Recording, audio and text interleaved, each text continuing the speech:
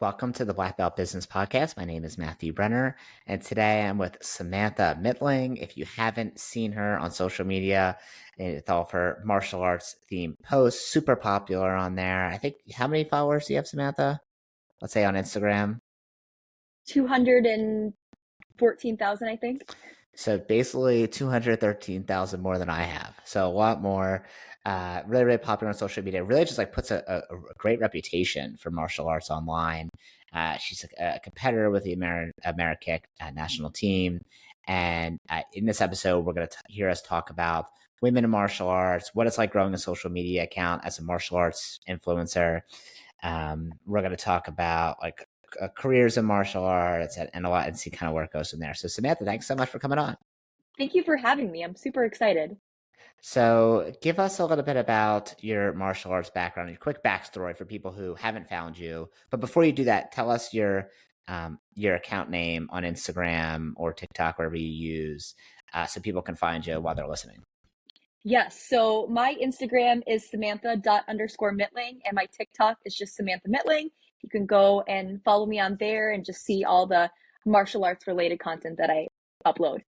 Okay, cool. So now that we got that out of the way, so while you're listening, open up your app right now and follow her because she's an awesome follow. And then tell us a little bit about your martial arts background.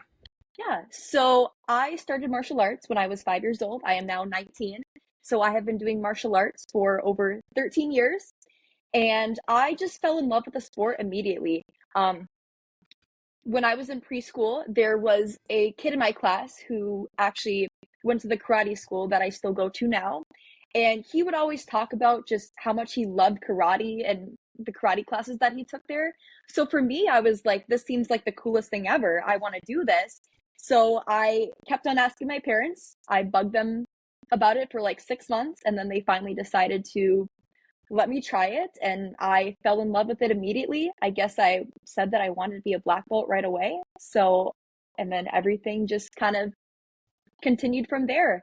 I compete all over North America. I compete on the NASCA circuit, which stands for the North American Sport Karate Association, and I have been competing on that since 2019.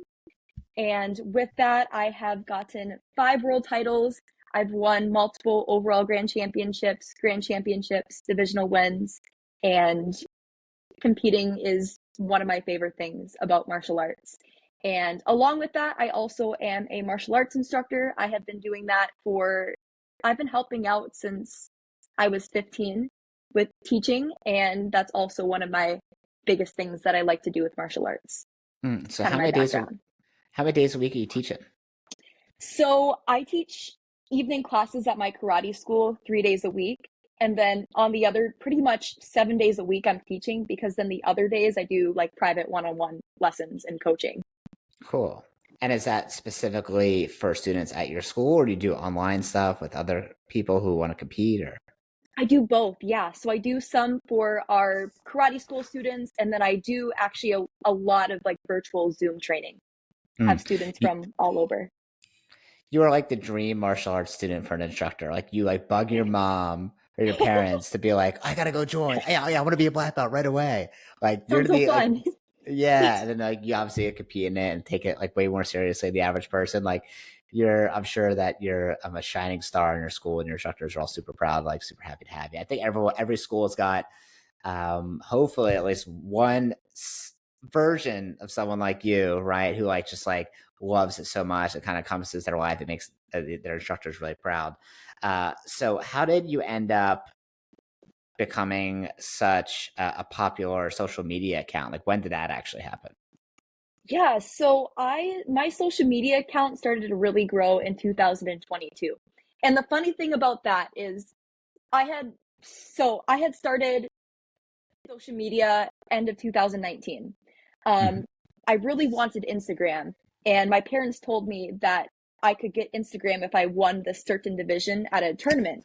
Okay, it That had nothing was to do what with I age needed or to do. maturity. It was like you better Right. win this tournament, and then you They're get an like, Instagram. if you win musical weapons at the Capitol Classics, then we can let you have Instagram. So That's I so did. funny. Yeah. And at first, like, I just posted a bunch of just my tournament results. And then kind of going into 2020, Then I started posting more like combos. And each year that I was on social media, like the first year, I had gotten like 500 followers. The second year, I had also gotten another 500 followers.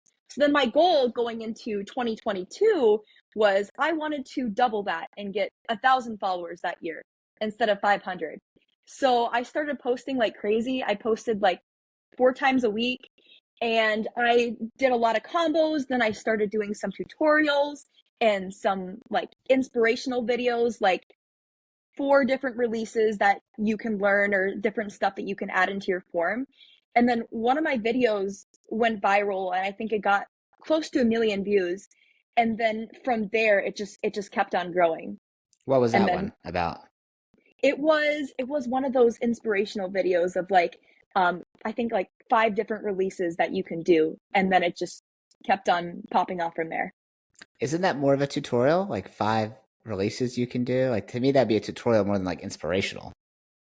The reason why I call it more of inspirational because I don't really break down the movements in that. And I Ah, would call it a tutorial before, but then people in the comments were like, well, that's not a tutorial because you're going too fast and you're not like breaking down the stuff. So that's why we, okay. So it's inspirational because like look at these 5 movements that you can do.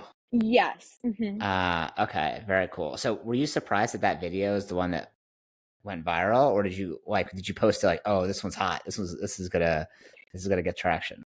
Yeah, no, I was really surprised because I felt like if something was gonna get more views and go viral, it would be like a bow combo or like a tournament video.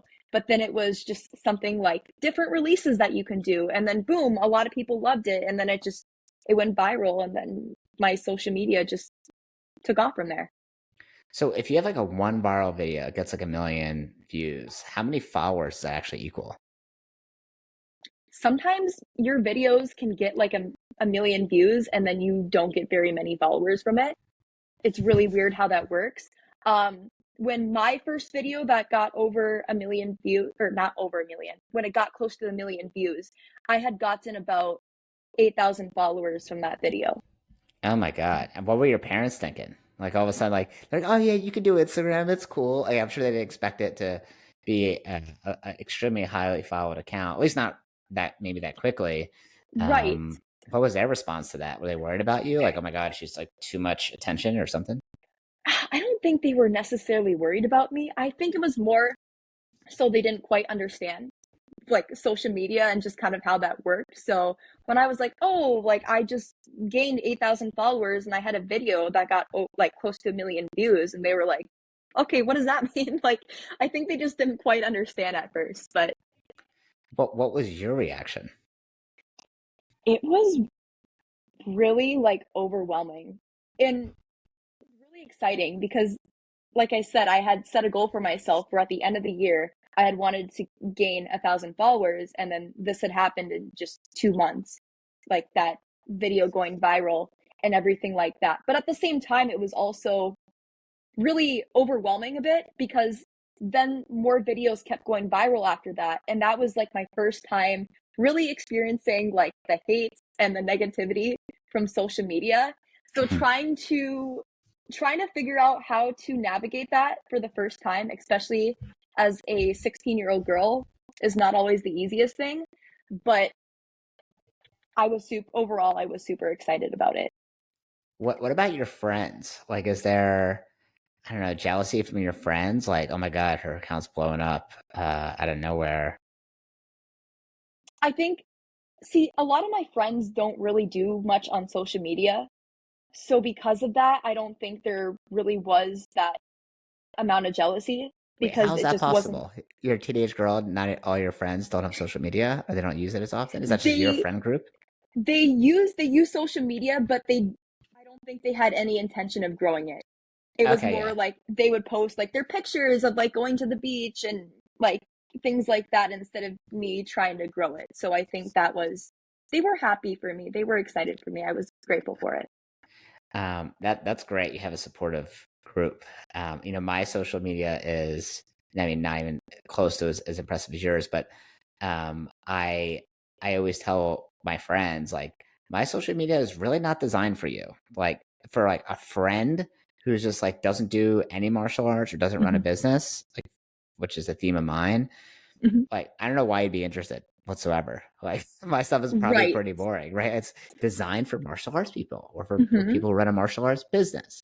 Mhm. So as you started to grow it and you started to get some like hate online, are you talking about just mean comments and stuff like that, or is your DMs go crazy? Like what do you actually do? It was a lot of it. It was a lot of, like the negative comments and DMs, and then you would find your videos going in places where you wouldn't want your videos to go, and it was a lot, but at the same time, I was really grateful for it, like looking back at it now, because the character building that came from that, Mm, just, I mean, you can't be, when you're on the internet, you can't be sensitive, and you hmm. can't, because otherwise you're gonna have a really rough time. So it was a really good character building experience for me. All right, good. Now I know I could just say a bunch of mean stuff on your Instagram. I'd be like, character build a character. Samantha, I care about you. No, just Go messing. for it if you want Yeah. to. So when you get mean comments and stuff like that, do you kind of like shield your parents from it because you don't want them to kick you off or get upset about what's happening? Or do you like I get mean comments, but mine is at such a lower level than yours because I don't have as much reach.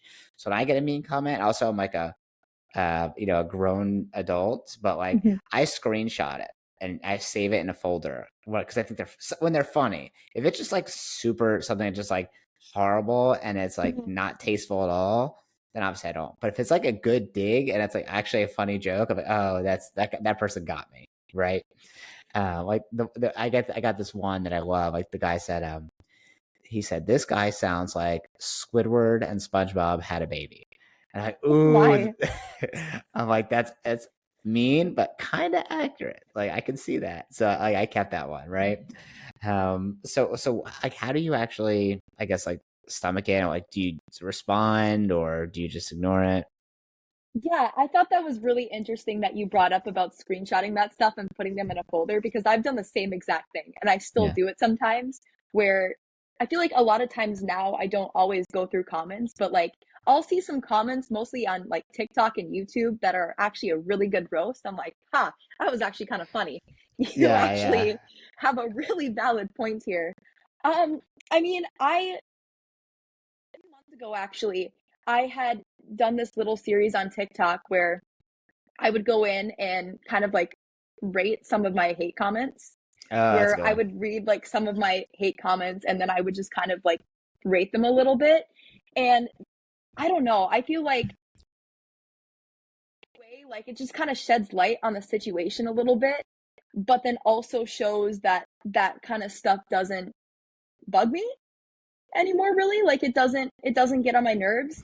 But normally, like, besides that, I don't normally respond to the hate comments on my own stuff, just because I feel like if I don't say anything, it's better that way, Hmm. instead of, because they're trying to get a reaction out of you. That's why they do that kind of stuff. So that's why I'm like, okay, if I just leave it alone, then just ignore it, then they're not getting that reaction that they want. I Yeah, I think that's great. So sometimes you don't read the comments, you just don't even look at them, you just post and kind of leave situation. Yeah, my Facebook ones are by far the worst. And it's just a lot of people that don't understand sport karate. A Hmm. lot of people have a, which kind of goes on to a different topic, but a lot of people have a like perception of what karate is, and it's not the flashy bow stuff and extreme stuff that we do. So then people get really upset about that. But I Like, just choose not to read those for the like most that would part. never that would never work in a real fight. Like I'm gonna shoot her in the head. Let's see how karate works then, like sort of thing. Exactly. Yeah. Let Yeah. me take a gun and we'll see like how this works. And Oh yeah, just, great. Thanks, bro. I had no idea. I thought my bow staff was gonna stop it like the Matrix. oh, It was for gonna sure. Yeah. I can yeah. definitely stop a bullet. Yeah. That's funny. So now when you think about your social media, is there someone that you look up to in whether it's the martial arts social media world or just social media in general that you maybe, I don't know, get inspiration from for content? Like who do you look up to? Yeah. So there's a few like martial arts women that I follow on social media that I really look up to. I might butcher some of the last names here, but one of them is Reina Vallandigham. I Yeah, yeah. probably said her Yeah, last name Raina. wrong. Yeah, she's Yeah. badass. She's, oh yeah, she's incredible and just so inspirational. Another one of this one's actually one of my friends. Her name is Kiana Daniel, and she is a martial artist, and she's actually like really helped me out with a lot of things with like navigating social media and kind of like this industry. I really look up to her too and her content. Very cool. So when you post content now, are you posting it like in the fashion of, okay, how am I going to get the most views or likes out of this so I can grow my account? Like, what's the process you actually go through? Not, I feel like before that's where more of my focus was like how I can grow, like how this video can reach the most amount of people and get the most followers. And I still do that sometimes, but now I feel like I focus a lot more on my actual content and how it can help others and how it can help inspire others. So that's more what I focus on now, is more of like what the value my content has compared to like the reach of it. Even though I focus on both, it's just the focus has kind of shifted a little bit. And what do you use for editing? Like, what's your process look like? I'm so bad at editing. I norm actually for the longest time I would just edit right on Instagram. Like that's how low tech I was, I guess. But now I'm actually starting to figure out how to use CapCut more. So Okay. starting to use that for some videos. I love CapCut for memes. It's like my favorite thing. I just go to Yeah. the memes template and just Oh, take it. Yeah, that's like all my memes are from CapCut. I've And never tried that. I'm gonna have to try it.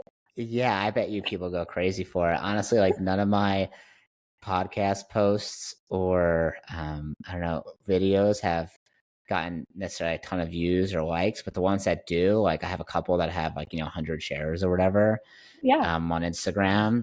Those are always memes about martial arts. really. Yeah. Yeah. They're I'm like gonna have really, to because go and they're look at funny. those. This is entertaining. And like, Right. and martial arts people get it like right away. Right. So, Yes. let's transition a little bit to women in martial arts. So obviously you teach a bunch of days, 3 days a week in the school, and then you do a bunch of private lessons. Mhm. You're still competing.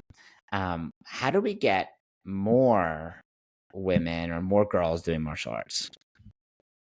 I think I feel like for the longest time, martial arts has been perceived as like a guy sport. Because and it is true that there are more guys that do martial arts than females do. I mean, I see it in my karate school. There are some classes where it'll be like 15 guys and one or two girls. But I feel like just with social media can be a really big help with that. Just these girls just seeing that other females do martial arts and that they are successful with that, and that if they're able to have those role models and people to look up to, then I think that'll help get some more women in martial arts because they'll see, oh yeah, like women do this. It's not just a guy sport. So do you feel like you're growing that side of the sport just by just being yourself online?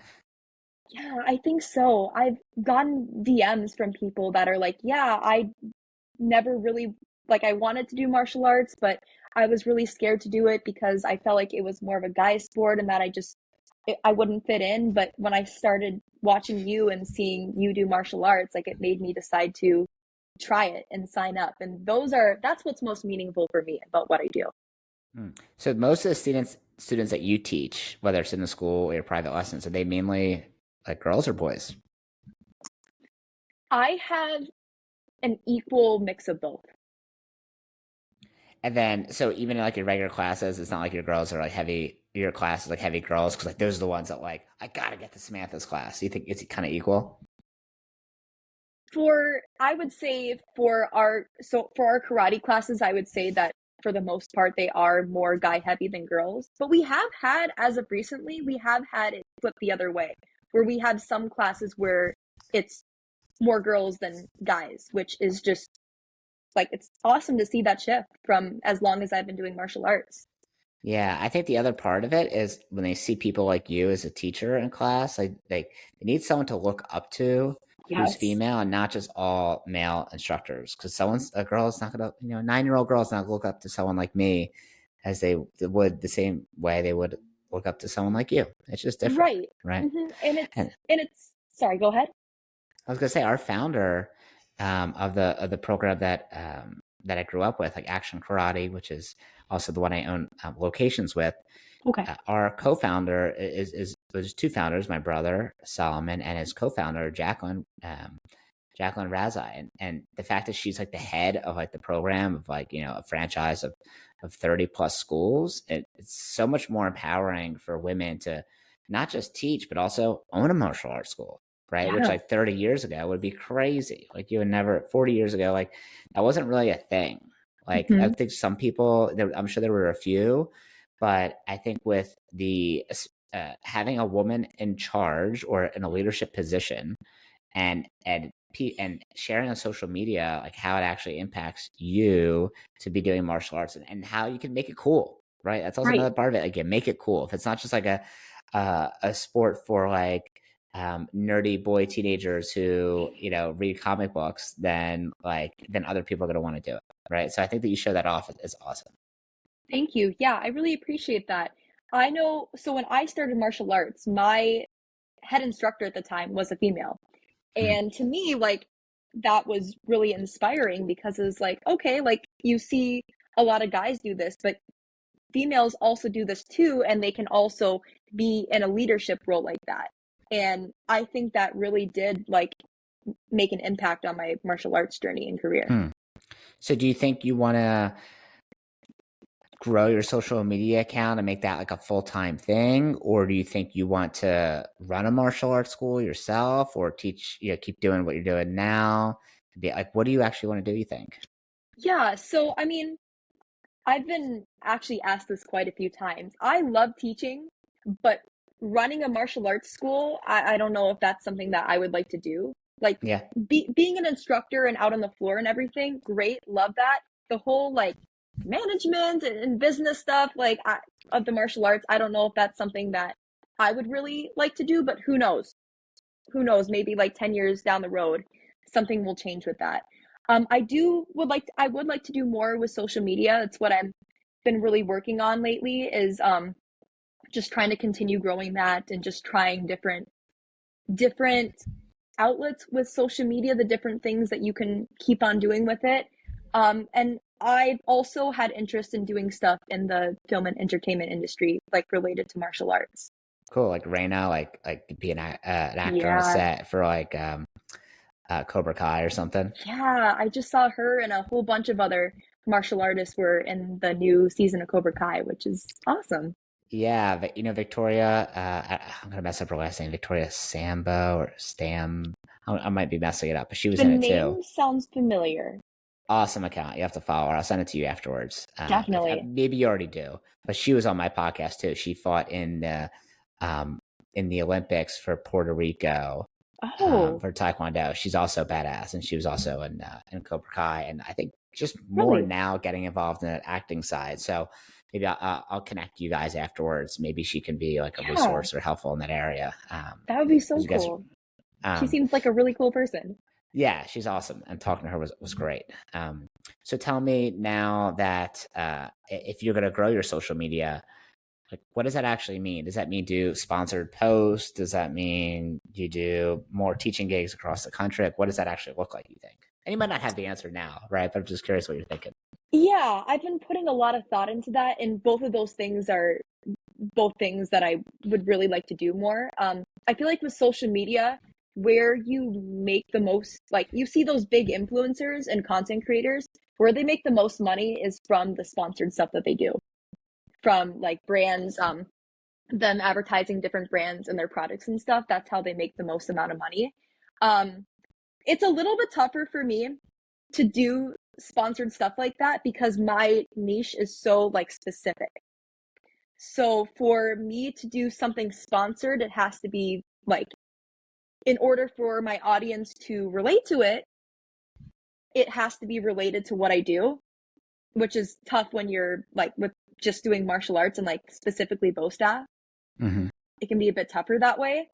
But teaching like across the country and doing seminars is something that I would really love to do. Something that I was planning on doing at some point, which I thought would be really cool, was doing like a tour around like the US of just going to different martial arts schools and teaching seminars at them. I feel like that would be a lot of fun. Have you ever done that before? Have you taught a seminar in another school? I have, yes. It's a lot of fun. Really enjoy just getting to see the different martial arts styles and just getting to meet different people and just, again, get to help out others. I really love Hmm. that. So I know we talked about this before we started to record. You mentioned that you got your associate's degree for school Yes. now. And is there a plan or like a timeline for when you want to get your bachelor's, or are you just going to figure that out? Like I think now you're taking a gap year, right? Hmm. Yes. So is the gap year like, hey, I want to grow my social media? Is the gap year, hey, I want to travel to teach? Like, what do you what's really the purpose of the gap year for you? Yeah, so I wanted to take a couple like a gap year or two because when I was trying to manage full-time college with full-time training, full-time teaching, and with social media and stuff, it just I wasn't able to spend a lot of time with doing more like career related stuff because of Mhm. school and everything else with that. So that's why I really wanted to just take these, like take this year, maybe take another one to just really work on this and see what I want to do with it. Originally, I wanted to do some more like film and entertainment industry related stuff this year, but I actually got a spinal cord injury back in August, and that's kind of prohibited me a little bit from some stuff. No. So, yeah, not fun, What but happened? I was competing at the American Internationals in New Jersey, and my doctors and everything think it's something that was kind of happening over time, and this was kind of the last straw. I had this behind the back trick in my form where I like twist and then I toss my bow up from behind my back and then spin. I don't know if that made any sense whatsoever, but It did to I me.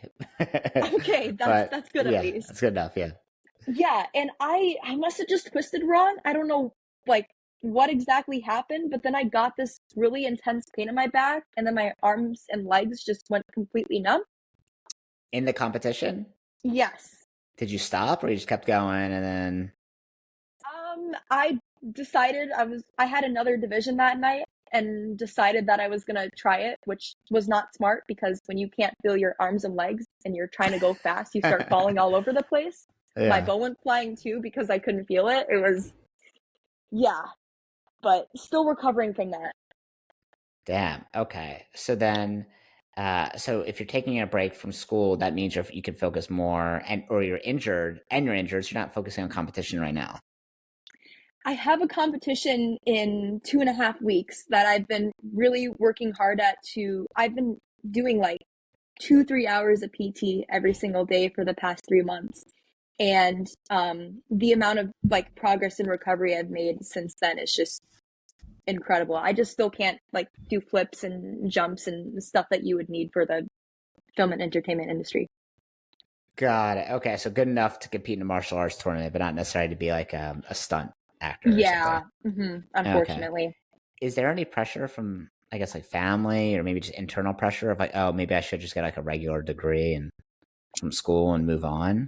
Yes, I've definitely had a lot of that. Just because a lot of my family, like that was what worked for them is that's and what they've seen from most other people is how they were successful is by going to college to get a degree and then getting like a 9 to 5 job.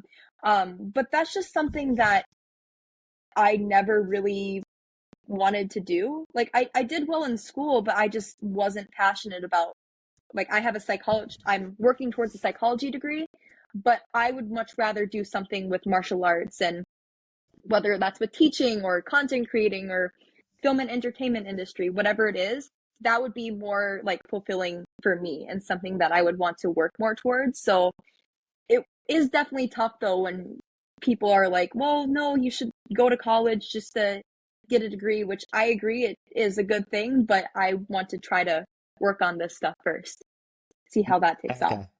Yeah, I think that's great. And like, here's the thing: you could always go back to college. It's not going Exactly. anywhere. Mm-hmm. You could always run a martial arts school if you decide you Yep. want to do that. Like, that's not Mm-hmm. going anywhere, right? No. So you could do that literally any time of your life. Right. I didn't figure out I wanted to do it. Well, I was in college, but my brother ran the martial arts schools. I always taught, was very involved in every single aspect of my life. but I was like, I'm not gonna do that as a business. I'll let that be like his thing, right? Mhm. And I went to Temple University in Philadelphia, and they sent me to a convention for attorneys because they're like, "Hey, you might want to be an attorney. There's this convention you can go to for attorneys where they can kind of tell you about what it's like to be a lawyer." So I'm like, "All Okay. right, cool. That sounds great. I'll go see what it's like." So I, put on my suit.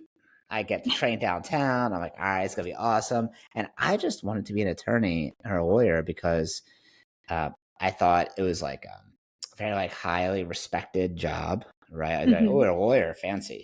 And I wanted to make a Mhm. lot of money, Yeah. okay. And I was like, okay, and I like arguing, right? Like honestly, I think it's fun. So I was like, okay, this could be a really cool path for me. So I show up to this event and I'm like looking around and I see some guy kind of standing by himself, and I'm like, all right, cool, I'll go talk to that guy. And from teaching martial arts, is being in front of a room of new people all the time, you're pretty good at just like approaching people, right? Like Yeah. you don't seem like the shy type. You can just go and talk to someone if you want to, right? Yeah. So same thing for Definitely. me. I had the confidence. I'm just gonna walk over. So I walk over to this guy wearing my suit, back straight, shoulders back, and I'm like, hey, tell me what it's like to be an attorney. And he turns to me and he's like, don't do it. And I was like, what? Oh my. What'd you say, dude? He's like, don't do it. And I was like, "Oh, okay. Like, why? What makes you say that?" And he's like, the industry is oversaturated. I don't see my family as much as I want to. I don't barely see my family. I work a ton of hours and I don't make as much money as you think I do." And I was like, "Oh my God." Like, I thought I was going here to like be Right. excited about it. No, like they don't send you to these things for someone to talk you out of it, right? No, that's the point of the convention, is to try to convince you to want to do that. That's really Exactly. interesting. So I was just so discouraged. I kind of just like walked out of there. I didn't stay. I left after that. And first of all, that could have been just this one guy's experience. Right now, Mhm. do lawyers work a lot of hours? Absolutely, Oh yeah. especially in the beginning. Yeah. But like the other things might have been just his personal experience. Like maybe he doesn't make as much money because he's not in the correct type of field and doesn't have the right job as being an attorney, or maybe it's just where he is in his career process. But I really took it to heart. And then one day, a couple weeks after that, my brother sits down with me and he's like, "Hey, like, I know you were thinking about being an attorney and you had that convention that didn't really work out, I guess, the way you expected. Like, why not work in martial arts?" And I was like, I want like a real job. Like I want to do something that's like I could Mhm. actually make good money. Mhm. And he's like, but you can. And I was like, what do you mean? And he broke down the economics for me about like how martial arts school works. And I like business. Like for me, like the business side is exciting. For you, it's like, it's like not for me, right? But for me, I'm like, ooh, that sounds fun. Mhm. So he broke down the economics for me, and I was like, huh, maybe I can do that. And that conversation completely changed my life. And within the next probably like 6 to 8 weeks, we were opening up a martial arts school. Like we like found Wow. yeah, it was super fast. I was like a senior in college. I was like a frat boy, like partying all the time. And then I was like literally overnight, like, all right, well now I'm teaching martial arts, like basically full time. I gotta get this going, right? Right. um and it was really funny because when you're in school, you might be partying. Like for me, because I was in a fraternity, like often 3 to 4 days a week, like Thursday, Friday, Saturday, yeah, maybe 3 days a week. Thursday, Friday, Saturday, Oh yeah. definitely, probably some other day too. Living it up. And yeah, just like go crazy. And then it was like, oh wait, like I gotta teach like 4-year olds at 9 a.m. on Saturday morning. I can't go out Friday nights, and there's no way I'm No. going on Thursday because that'll mess up my Friday. And and then so went out really to like one night a week on Saturdays. And then but also like it wasn't, none of that stuff was important to me anymore. Like overnight, so okay, how am I gonna make this business run? Um, but even now, like when I look back at it, and if at any point, or for you, any point you want to run a martial arts school, it'll never go away. You can do it at any point. Now, the earlier you start it, the faster you'll get better at it.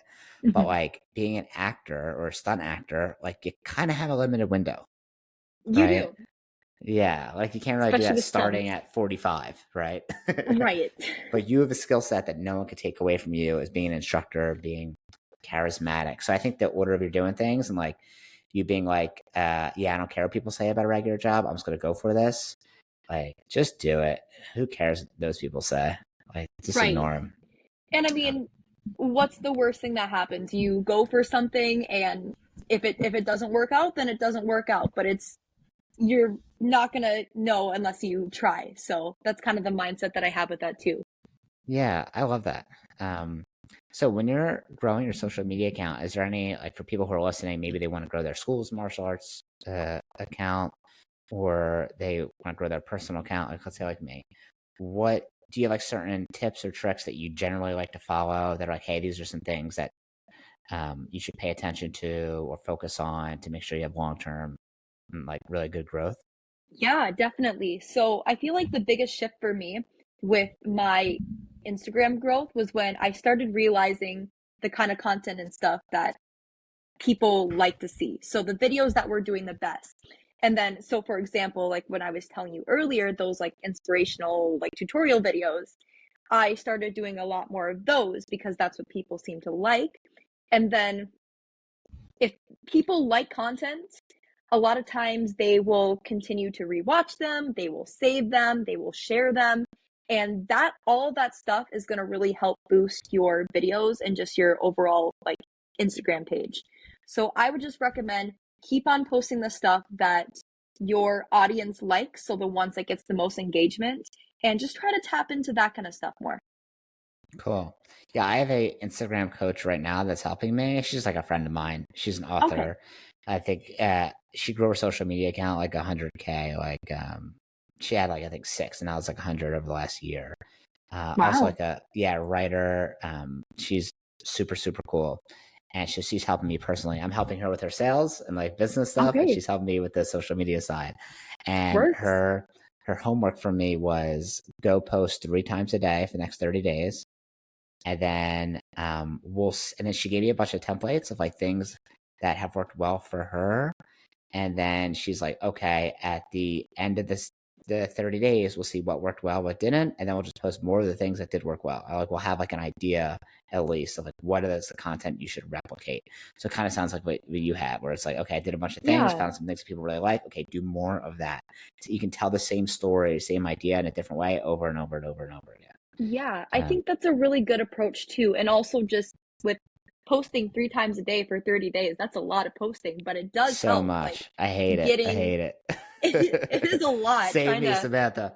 Yeah. right, planning the content and just all the editing that goes into it and everything with that. But the more that somebody is able to get themselves out there, eventually, even if it doesn't seem like it at first, if you stay consistent with it, eventually Instagram will start pushing your content into its algorithm and it'll go out to more people. You just have to Hmm. keep on being consistent, even if it doesn't seem like it's going to work out. Just keep Yeah. going for it and it will. Yeah, the good thing that she said is like if you do it 3 times a day, you can have a post that gets 0 likes. Who cares? You have another one coming in 4 hours, another one coming a couple hours after that.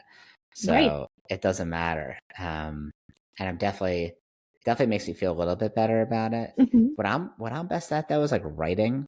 And like writing is not Instagram, right? Instagram's not designed for writing; it's for pictures and videos mainly, right? Right. Hmm. So I have to always like, okay, my writing is good. Okay, how do I tell the same exact story in a picture or video? Like that's the hard part for me because like my if I could like write a story, I can make it somewhat engaging and exciting, but I can't necessarily do it on pictures or videos. So that's like my next part, my next challenge for me. Yeah, I've seen like some people that do the same thing where like they'll post something and then it'll be like a 4-second clip. And then at the end of it, they'll say, read the caption. And it'll be like this long caption that's written out very nicely. And the thing about kind of the strategic thing about that is something with Instagram is that it goes watch time is very important. So if you watch that entire 4-second clip and then if the video is continuing to go as you read the caption, then that's something else that can really help boost that stuff. Mm, I've never done it because I'm not as much of a writer. I do more of like the pictures and video stuff, so we're kind of opposite yeah. there. But I've seen a lot of people do that and it seemed like it really worked out for them. Mm, very cool. Well, thank you so much for coming on here. It's been like wonderful, Of like course. talking to you, It's and I'm fun. excited to see how you continue to grow the industry because we need more people. We need not just more girls, but we need more people like you who are growing the industry and making it cool, right? Like you make it cool. People want to be Thank like you. you. So, That means a it's lot. like, yeah, no, you really do, and it's exciting. Like, I get excited to watch. Oh, what should I go do now? Okay, like here's a bunch of. I did double combo when I was a kid. And as I never really did too much post staff, but the level of skill that um, like modern day competitors have now, like the people you and the people you compete against on NASCA, it's just like 1,000 times better. Like that, it's so much better. Everyone's It's so much better. shifted So it's cool so to see. much, like Yeah, just over the years with the level that people are at and the extreme yeah. stuff that they do. So if someone went to reach out to you, maybe it's I don't know a martial arts manufacturer products and like, all right, we want to pay Samantha, we want to sponsor her, or I don't know if do you do that sort of? Have you done that yet? I've done I've Like done Century or something? not with Sentry. Okay, I've done a couple things with some weapons companies, but for like martial arts related gear, like that's pretty much all I've done. okay, got it. Cool. Yeah, because I feel like that goes towards your niche. Like I'm assuming those types of companies, but Yes, would that you stuff want to would be do very Century? weird. Is that like a goal? Like, oh, I'd love to have Century. That would be so cool. I mean, I my karate school when I was growing up as an underbelt, like we just used Sentries. So I mean, I got a lot of stuff from Sentry. I Yeah. got weapons, gear, sparring gear, all that stuff from Sentry. So I mean, that would be awesome. Okay, cool. Yeah, you should message you should DM the CEO. I'll give you his information. Sweet. Yeah, he was on my podcast a couple weeks ago. Super nice guy. I don't know Oh, what their great. process looks like for sponsoring. I don't know. I don't know what that looks like to be honest. Um, but but yeah, I feel like someone like you is something they probably want to have. So, Yeah, thank you thank so much for you. coming on. So Of how do people course. reach you? Tell us how to find you. You can follow me on Instagram, TikTok, Facebook, YouTube. Just look up, you can look up Samantha Mitling and I will be there. You can find Amazing. me. Thank you so much for coming on here. My name is Matthew. If you have a martial arts school and you want to grow your school without depending on ads, so you want to add 60 students in 16 weeks without running any ads using organic marketing strategies called the Triangle Codex, which is a 3-step system that we use to help martial arts schools grow organically through strategic partnerships with all your local schools and daycares and businesses. You can grow your martial arts school and never have to depend on ads. You can find me, Matthew, at wdojo.com. So email me there, or you can find me on Instagram at blackbeltbrenner1 or visit wdojo.com. Thanks, Samantha. Thank you for having me.